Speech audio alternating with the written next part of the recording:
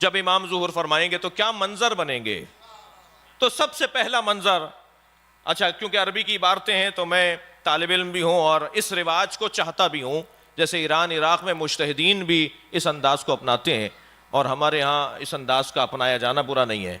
वो ये कि याददाश्त करके लाए और इंसान मेंबर से देख कर भी बयान करे, मतलब को ना छोड़े, चाहे देख कर बयान करे। 5 ऐसी चीज़ें हैं जो उसी ज़माने में होंगी और इमाम के ज़ुहूर के बाद ही वो खुशहाली का उन्वान बनेगी।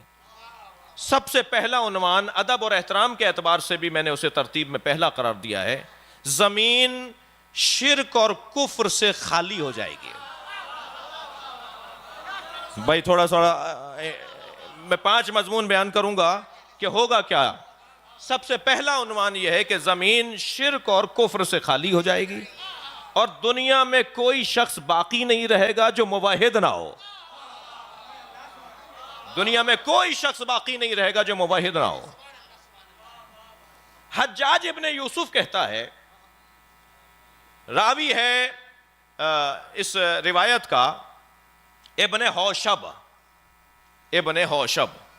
इब्ने हौशब कहता है कि मैं एक मरतबा हज्जाज के यहाँ गया।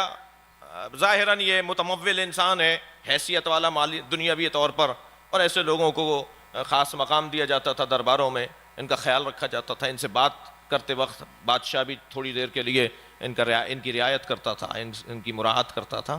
तो इब्ने हौशब कहता है मैं दरबार में पहुँचा तो मुझे हज्जाज ने कहा कि तुम बड़ी इल्मी और कुरान की तफसीर और तावील से मुताल्लिक़ मालूमात रखते हो, एक आयत ने मुझे थका डाला।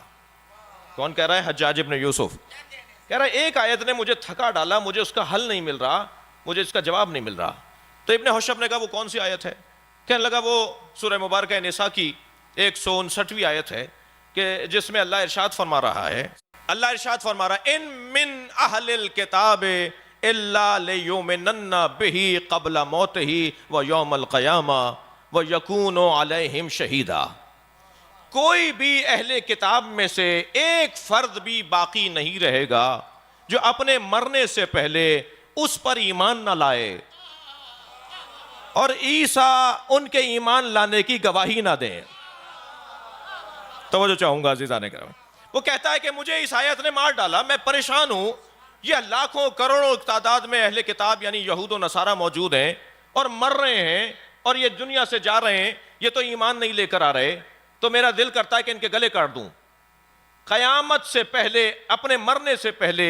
ये मगर नहीं होगे कोई अहले किताब, कयामत से पहले नहीं होगा कोई अहले किताब यानी नसारा और यहूद और नसारा, मगर ये कि वो ईमान ले आए बेही किसी के ऊपर। अब कहने लगा इससे मुराद कुरान है, अल्लाह मुराद है किसी पर, और फिर ईसा आकर उनकी ईमान की गवाही दें। तो इब्ने हौशब ने कहा इसमें परेशानी की कोई बात नहीं है, ये आया करीमा आखिरी ज़माने में ज़ाहिर होने वाले मेहदी के बारे में है और यहूद व नसारा सब इमाम मेहदी पर ईमान लेकर आएंगे और हज़रत ईसा उनके ईमान की गवाही देंगे। दुनिया में कोई गैर मुवाहिद नहीं रहेगा, दुनिया में कोई मुशरिक नहीं रहेगा। तो एक मरतबा बैठा हुआ था, ज़रा संभल कर बैठा और कहने लगा इब्ने हौशब ये कहाँ से लेकर आए हो बात, ये नई बात कहाँ से लेकर आए हो कि आखिरी ज़माने में मेहदी पर ईसाई भी और यहूदी भी सब ईमान ले आएंगे और उनके ईमान की गवाही हजरत ईसा देंगे, ये कहां से लाए हो बात, इस आयत की तफसीर कहां से लेकर आए हो? तो कहने लगे कि मैं अली इब्ने मोहम्मद से सुनकर आ रहा हूं, यानी इमाम ज़ैनुल आबिदीन से। तो बेसाख्ता कहने लगा तुमने मीठे चश्मे से पानी पिया है, तुम सच कह रहे हो कि ये आयत इसके अलावा कोई और हल नहीं है इसका, कि यहूद और नसारा में कोई शख्स नहीं होगा कयामत से पहले जो उस पर ईमान ना लाए। यानी सारी ये दुनिया, पहला नतीजा खुशहाली का, सारी ये कायनात मुवाहिद हो जाएगी, कोई मुशरिक नहीं रहेगा। अब इस मंजर के लिए इमाम जाफर सादिक ने क्या फरमाया?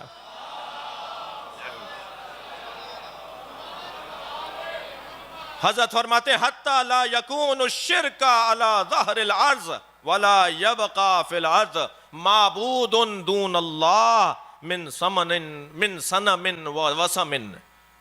मेरे मौला फरमाते हैं अल्लाह अकबर, जब मेरे कायम का ज़ुहूर होगा तो जमीन के ऊपर कोई मुशरिक बाकी नहीं रहेगा। छठे इमाम फरमाने जमीन पर आला वजहिल अर्ज़, जमीन के ऊपर कोई मुशरिक बाकी नहीं रहेगा और जमीन के ऊपर कोई माबूद नहीं रहेगा सिवाय अल्लाह के। ये पहला नतीजा है खुशहाली का, ये पहला मंजर है।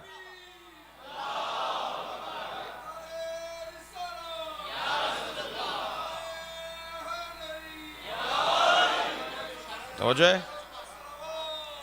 अल्लाहुम्मा सल्ली अला मुहम्मद, कोई जमीन पर मुशरिक और काफिर सब मुवहिद होंगे। और फिर बेसाख्ता इब्न हौशब ने कहा हज्जाज इब्न यूसुफ को जवाब देते हुए कि ये जो कुरान ने कहा है ना, लियुज़हिरहु अला दीन कुल्लिह, नबी का दीन तमाम अदियान पर गालिब आ जाएगा, ये वही मंजर होगा जब मेहदी ज़ुहूर करेंगे और दुनिया का हर ईसाई और यहूदी सब उनकी बैअत करेगा। जी, इसी मरहले पे एक जुमला और कहता हुआ गुजरूं के जो ज़ुहूर का इंतज़ार करने वाले हैं ना जी, उनकी किस्मत ही कुछ और है। इसलिए कि जो आज हम कह रहे हैं कल सब कहेंगे। भाई मुझे उस मलंग से बड़ा प्यार है जो गली कूचे में कहता है आज नहीं कल सब अली अली कहेंगे। आखिर होना यही है जो आज आप कह रहे हैं। सलावत पढ़े मोहम्मद व आले मोहम्मद।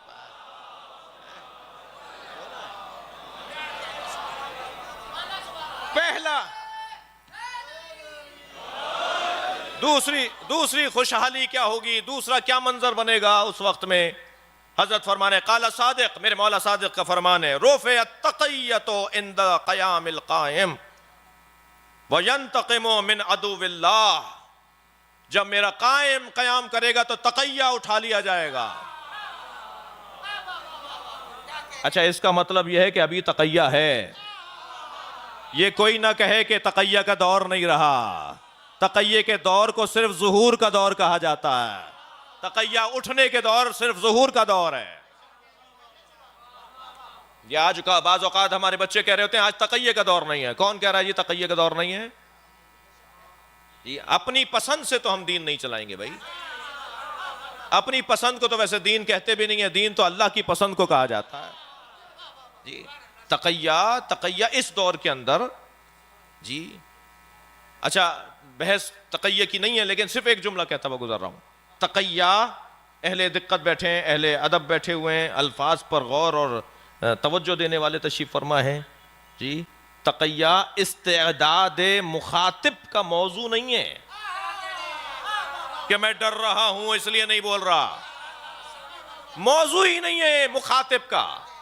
तक़िया इस्तेदाद मुखातब का मौजू है। सामने वाला इस काबिल नहीं है कि हक बात बताई जाए, इसे तक़िया कहा जाता है। सलवात पढ़े मोहम्मद व आले मोहम्मद पर।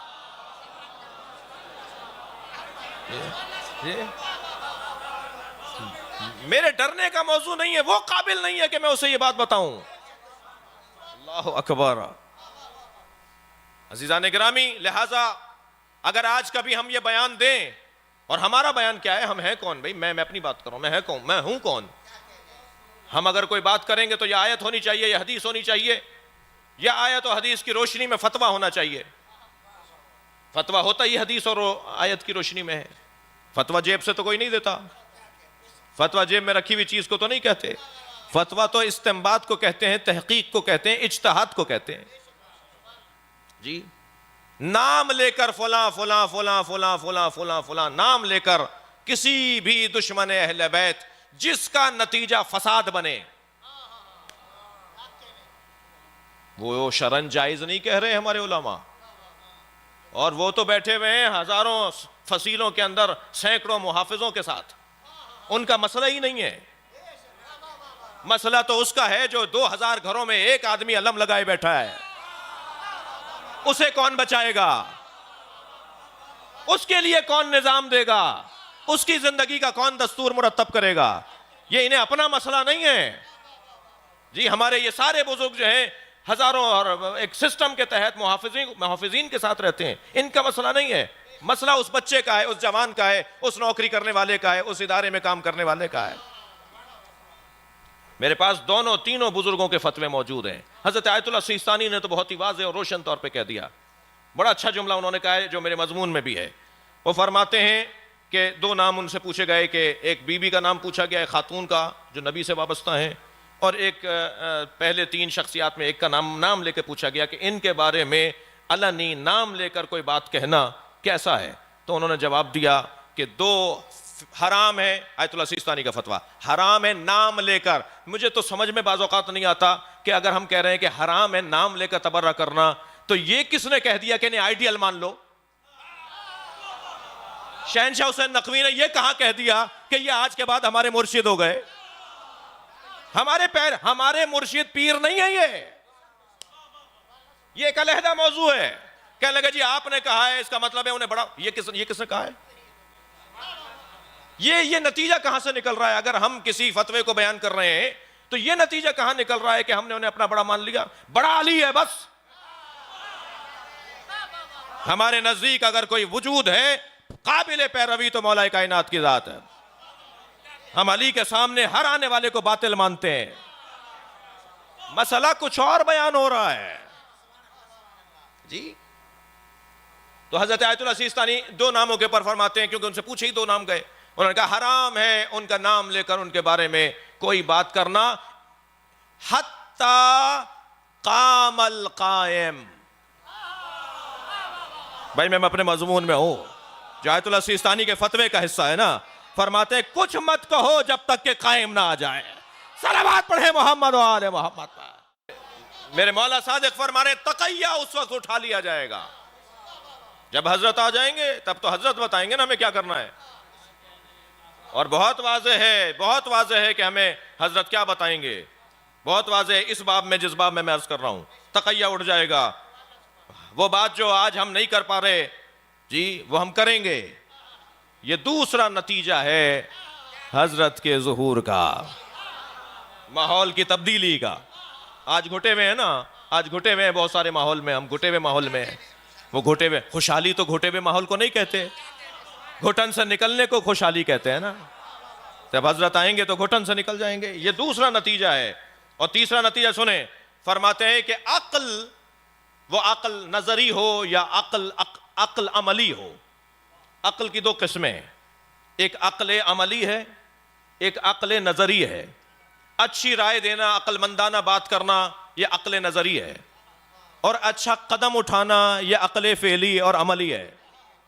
कोई एक अच्छा कदम उठाए, उसके कदम उठाने पर लोग तारीफ करें, या वो माहौल के लिए और वो ज़रूरत का हिस्सा हो, तो कहा जाएगा ये अक्ल अमली वाला शख्स है जी, अक्ल अमली वाला शख्स है। और अक्ल नज़री, अच्छा ख्याल, अच्छे तसव्वुर। अक्ल, वो अक्ल अमली हो या नज़री हो, अक्ल की कैफियत क्या हो जाएगी? हजरत फरमा रहे हैं कि ये ऐसे कमाल पर पहुंचेगी कि तारीख़ बशरियत में इतनी अक्ल ने काम किया ही नहीं होगा। 3 या 4% अक्ल अगर इस्तेमाल हो तो अरस्तु बनता है, सुकरात बनता है, मुल्ला हादी सब्जवारी बनते हैं, बड़े बड़े नाबगाए रोजगार बनते हैं। जब वो 4% अपनी अक्ल को इस्तेमाल कर रहे हो, जब हज़रत ज़ुहूर फरमाएंगे तो 100% अक्ल काम करेगी,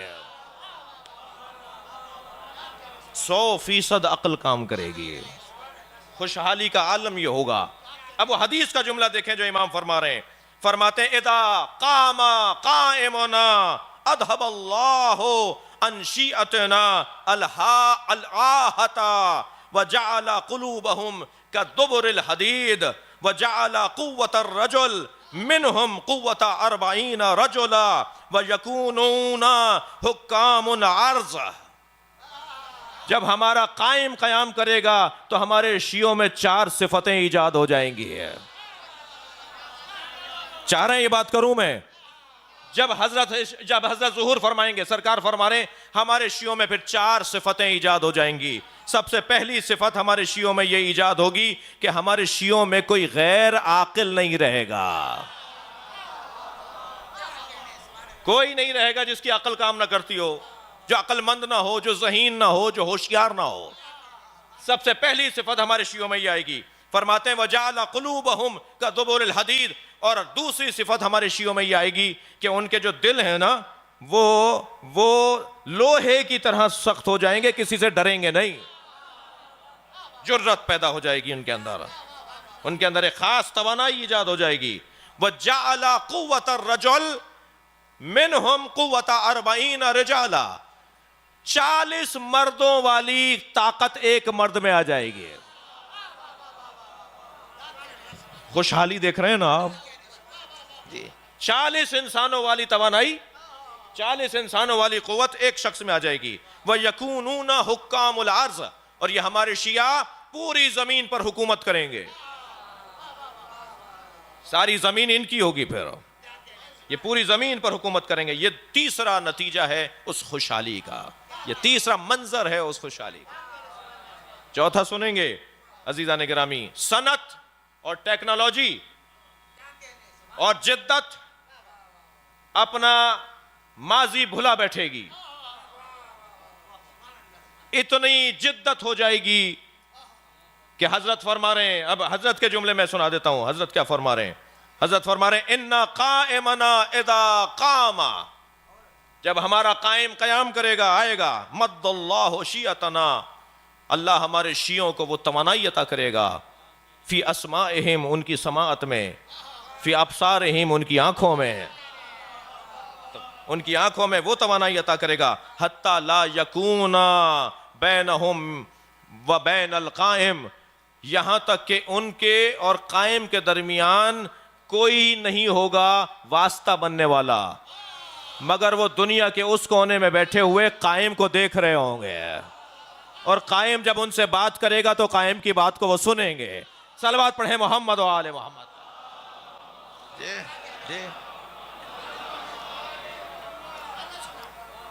हजरत फरमाते शहर इतने वसी हो जाएंगे कि नमाज जुमा में शिरकत करने के लिए तेज रफ्तार गाड़ियां भी कुंद पड़ जाएंगी। जब लोग निकलेंगे कि हमें जुमे में पहुंचना है, जुमे का कितना फासला है जी, इतने कम फासले शहरों की वुसत की वजह से, शहरों की जिद्दत की वजह से तेज रफ्तार गाड़ियां भी उन्हें जुमे में पहुंचाने में ताखीर कर रही होंगी। फरमाया जमीन का कोई अर्ज़े सहला नहीं होगा। अर्ज़े सखरा होता है पक्की जमीन, कच्ची जमीन को अर्ज़े सहला कहते हैं। सखरा वाली जमीन यानी जिस पे पत्थर लगा हुआ है, पक्की जमीन, और सहला यानी कच्ची जमीन। फरमा रहे कोई जमीन अर्ज़े सहला नहीं होगी दुनिया के अंदर कि जहां हरियाली ना हो। कसरत से बारिशें बरसेंगी। सलवात पढ़े मोहम्मद व आले मोहम्मद जी। कसरत से बारिशें बरसेंगी, कोई जमीन मुर्दा नहीं रहेगी, कोई जमीन बंजर नहीं रहेगी। हरियाली और सब्जा हर जगह पर दिखाई देगा। हजरत फरमा रहे हैं कि लोग दुश्वारियों से निजात पा जाएंगे, लोग आसानियों में जिंदगी गुजारेंगे, और कैफियत ये होगी कि खुशहाली उन पर हाकिम होगी। कोई बीमार अपनी बीमारी को रफा करने के लिए दवा का मोहताज नहीं होगा, बल्कि सूरत कायम की दीदार का मोहताज होगा। जब हजरत के चेहरे को देखेगा तो बीमार शिफायाब हो जाएगा। कोई बीमार नहीं रहेगा जो शिफायाब ना हो। फरमाते हैं कि कोई ला इलाज मरज बाकी नहीं रहेगा, हत्ता ला वलद लोगों को औलादें होंगी, जिन्हें डॉक्टरों ने जवाब दे दिया जो बांझ हैं, जो इस काबिल नहीं है कि उनके औलादें हों। जब ज़ुहूर होगा तो ला वलद साहिब औलाद हो जाएंगे। उसके बाद फरमाते हैं मेरे मौला कोई हाजतमंद नहीं मिलेगा जिसको तुम उसकी हाजत रवाई के लिए कुछ दे सको। लोग सदका लेकर फकीरों को ढूंढेंगे, और जिसे फकीर समझ के देंगे वो कहेगा मैं खुद सदका लेकर फकीर ढूंढ रहा हूं। ज़कात के और अमवाल के ढेर लग जाएंगे, कोई लेने वाला नहीं होगा, देने वाले होंगे, लेने वाला कोई नहीं होगा। ये खुशहाली का जमाना होगा। फरमाते हैं बूढ़े जवान हो जाएंगे, जवानों की तवानाइयों में इजाफा हो जाएगा, ज़ाफ और कमजोरियां बरतरफ हो जाएंगी। और फरमाते हैं कि बदशक्ल खूबसूरत और हसीन हो जाएगा। अल्लाहु अकबर। ये सारी अहादीस सुना रहा हूं मैं आपको। बदशक्ल खूबसूरत और हसीन हो जाएगा। फरमाते हैं कि वो वक्त ऐसा होगा कि जब जमीन के ऊपर कोई जाहिल नहीं रहेगा, हर शख्स आलिम होगा। और मासूम की हदीस से जो इस्तिफादा कर रहा हूं, कोई शख्स जमीन पर जाहिल नहीं रहेगा। फरमाया जैसे हमारे खास शागिर्द आज दिखाई देते हैं, ऐसे हमारे आम लोग हो जाएंगे। अब ये मेरा इस्तिंबात है, जैसे आज मुज्तहिद नजर आते हैं, कल सारे मुज्तहिद हो जाएंगे। अल्लाहु अकबर। मैं आज मुज्तहिद होने की दावत नहीं दे रहा, यानी इस माना में कि जी कि मैं तो खुद जानता हूं, और मुश्किल यह है कि जो नहीं जानता वो जानता है, तो वो वाली बात नहीं। लेकिन जब हज़रत ज़ुहूर फरमाएंगे तो कोई शख्स जाहिल नहीं रहेगा, उस दर्जे पर उसका इल्म आ जाएगा जिस दर्जे पर इमाम के खास असहाब का इल्म आइम्मा के ज़माने में था। अल्लाहु अकबर। खुशहाली ही खुशहाली, कोई शख्स परेशान नजर नहीं आएगा। और वो वक्त होगा कि जब अगर कोई जिक्र बाकी रहेगा, वो जिक्र मसाइब हुसैन है। मैं अपने अल्फाज में कह रहा हूं कि फिर ये उलझने नहीं होंगी कि वहां मजलिस मत करो, माइक नहीं लगाओ, फलां परमिट लो, फलां इजाजत लो, फलां से पूछोगे तो तुम्हें मजलिस करने देंगे। वो दौर सच और हक का दौर होगा।